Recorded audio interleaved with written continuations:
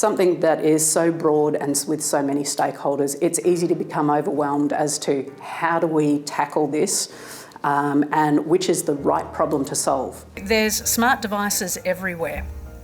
The impact on businesses has already occurred in several industries.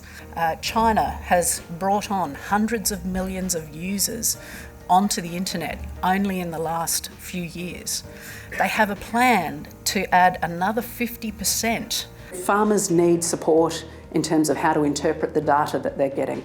They need IT support in order to connect systems and be able to upload information from drones, from sensors, into farm management systems. Telstra will talk about the fact that 2008 was the year where phones were used more for data than for voice calls. We're all digital consumers. In Australia, 80% of us have smartphones in our hands.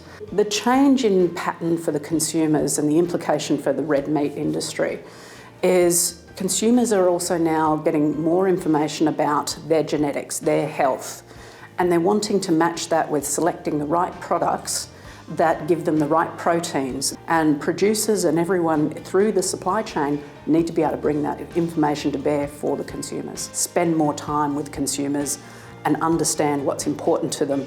Understand where that value is, because that's where it's going to make sense to solve problems, and that's where it'll actually monetize and pay for the investments in technology.